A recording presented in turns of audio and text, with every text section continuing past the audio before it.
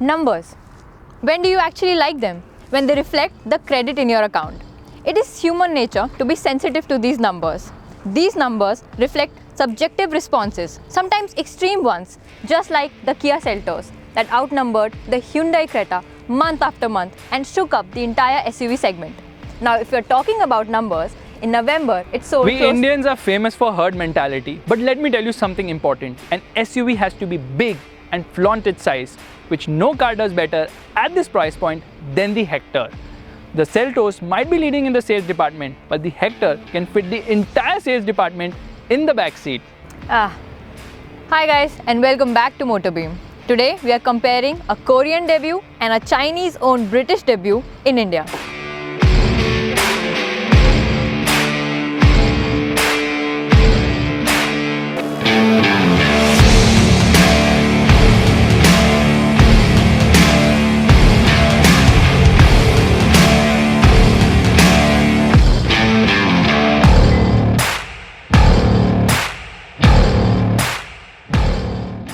An SUV has to be macho, Sporty, big, and quirky, and both of these cars have some of these characteristics in them.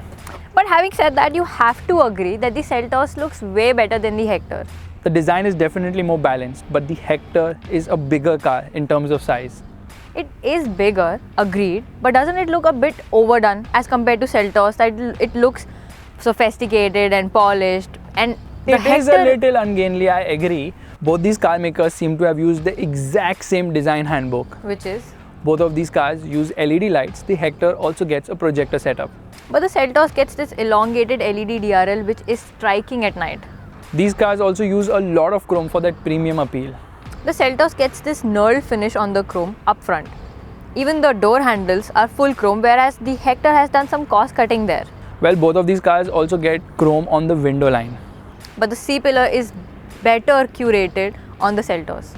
Meanwhile, the grills on both these cars are also big in terms of size, But the Seltos gets this Kia trademark tiger nose grille. which I know is finished in gloss black. The Seltos also gets a blackened A-pillar and dual tone colors. Both of these cars also get 17-inch wheels with the exact same tire size. But they look smaller on the Hector. Both these cars also get indicators on the outside rear view mirrors. They also get roof rails as well as a shark fin antenna. So like I told you, there are a lot of similarities between the design of both these vehicles. Okay, fine, let's head to the rear.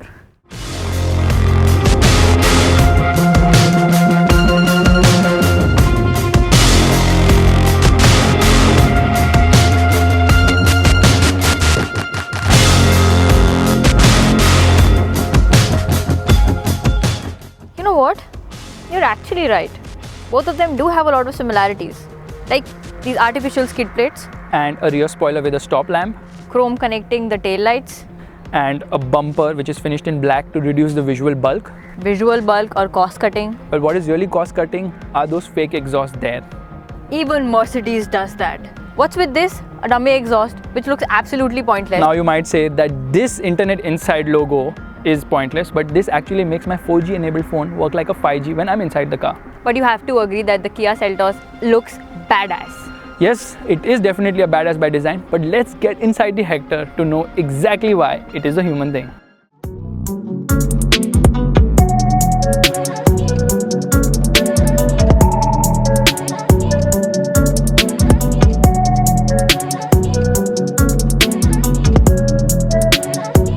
Welcome MotorBeam.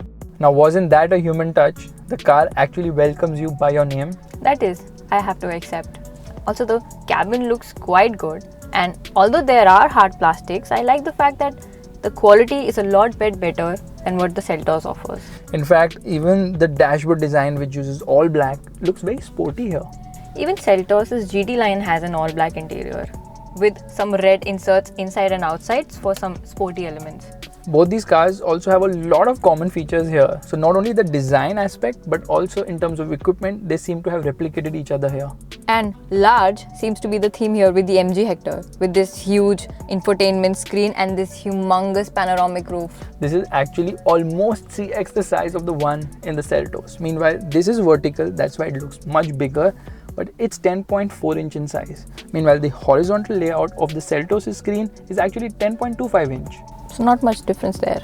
But what is the point of having such a huge screen when you cannot control the air conditioning with physical buttons?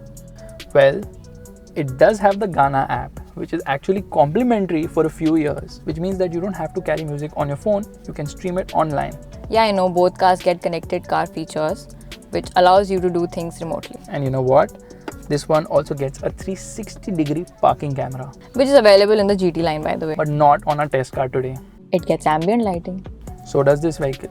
The Seltos has mood lighting. So does this vehicle. Does the sun visor also get a mirror and light on both the sides? Where is your auto dimming inside rear view mirror? Where are the side airbags? We have it in the GT line. What about the passenger side also getting a request sensor? We have air purifier. This car comes with 8-speaker infinity system. We have Bose. The seat you're sitting on right now, that gets electric adjust. Seltos has ventilated seats.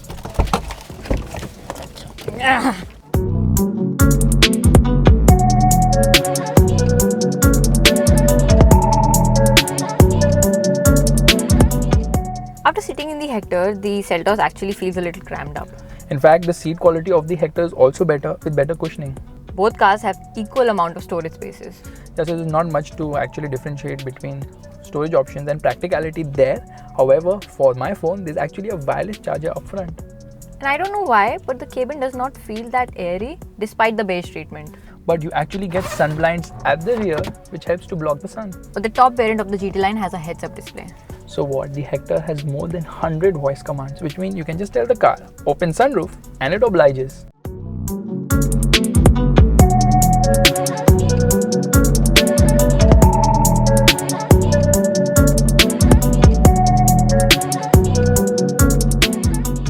Both these cars also get a 60-40 split rear seat to increase the boot carrying capacity, which is needed in the Kia because the boot is on the smaller side.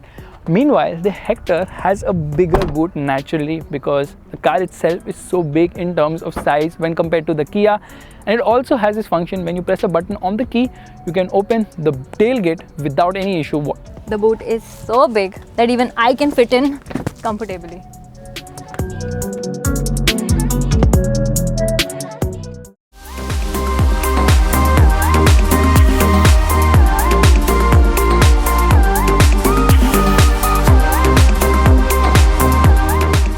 There's a big difference in terms of the powertrains on offer here in terms of diesel, because the Seltos gets a smaller 1.5 litre diesel and the Hector gets a bigger 2 litre unit, obviously producing more power as well as torque. But the Seltos is actually 300 kgs lighter, making it quicker from 0 to 100 km per hour. In fact, it's also quicker in terms of in-gear acceleration, but at higher speeds, the Hector pulls stronger because of the bigger engine on offer. And the Seltos feels more refined and smoother than the Hector. Yeah, the Hector is a bit on the noisier side. This is actually a BS6 compliant engine. Drivability is also better than the Hector. Turbo lag is well contained. But in the Hector, you get that silence before the storm. Yes, it is on the noisier side, but the punch in the mid-range is really nice and rewarding. What do you think about the touchscreen? I think the touchscreen is more fluid than the Hector for sure. Even the cameras have a better resolution. In fact, this car also gets a rear view monitor, which is very handy indeed. Both these cars also have a decently well-weight clutch, which is on the lighter side, and the gearbox is also smooth shifting, but I like the shifts on the Seltos for sure. The lightweight of the car not only makes it faster, but also more frugal. Well, not quite, because in spite of the fact that the Hector has a much bigger engine and more power, more torque, more weight, it actually is almost as frugal as the Seltos, which is actually very surprising indeed. So there's no denying the fact that the Seltos has a better diesel engine. It also pulls cleanly all the way to 5000 RPM. What do you say, Arushi? By the way, the GT line in the Seltos also gets automatic rain sensing wipers. She and the GT line.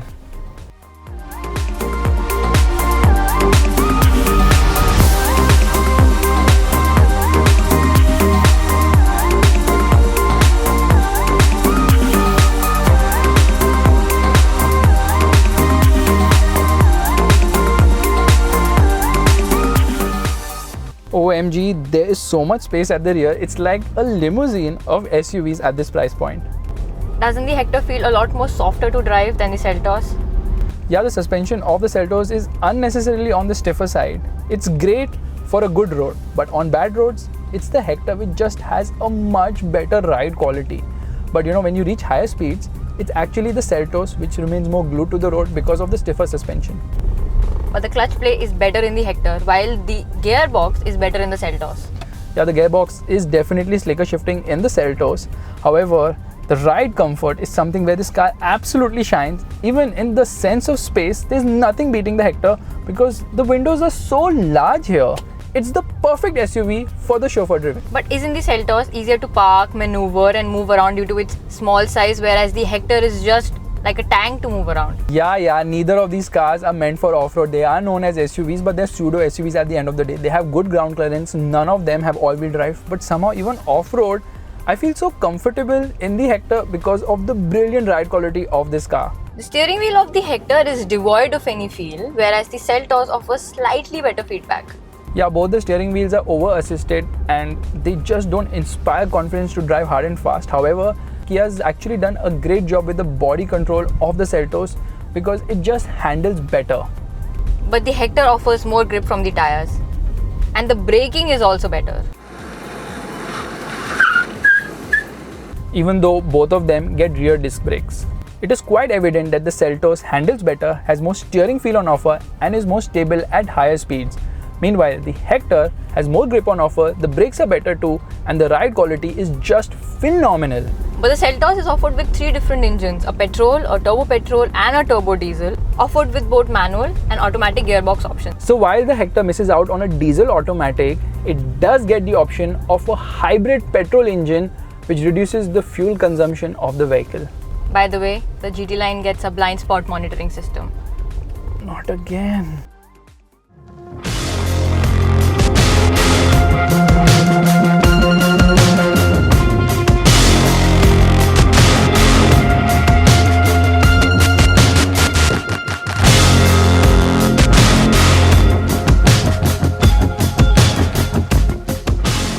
Do you know the Kia Seltos comes with 3 years unlimited kilometers warranty?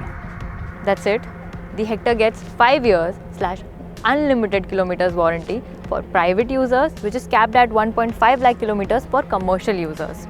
On top of that, you get 5 free services and 5 years / unlimited kilometers roadside assistance. Well, that is creating some confidence in buyers from a new car brand. Looks like you're having a change of heart.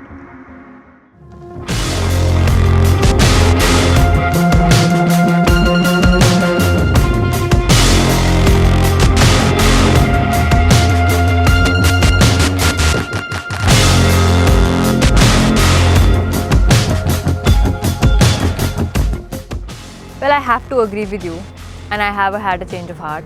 The Hector is a bigger, more powerful, more feature-loaded SUV, and it looks more the part. But do you know that the Seltos is available in more than 20 variants covering a price range of more than 9 lakhs, and the top end variant is priced at rupees 20.29 lakhs on road Mumbai. So you see, there's a Seltos for almost every buyer out there. But the Hector looks more like an SUV and it has a better ride quality as well. There's no denying the fact that it's more comfortable and practical, but do you know between both the variants we are comparing today, the price difference is a staggering rupees 3 lakhs. The Seltos is actually rupees 3 lakhs cheaper than the MG Hector when we factor in both the diesel manual top end variants. The price difference is because the diesel manual is not available in the GT line. But you can get the automatic in GT line trim, which is still cheaper than the Hector. The Hector offers value for its size at its price, but it's the Seltos that offers even more value at its price. And there's a Seltos for almost every mid-size SUV buyer out there, making it edge slightly ahead of the Hector to win this comparison. Thank you guys for watching this video, If you liked it, make sure to give it the thumbs up. and do subscribe to the MotorBeam channel.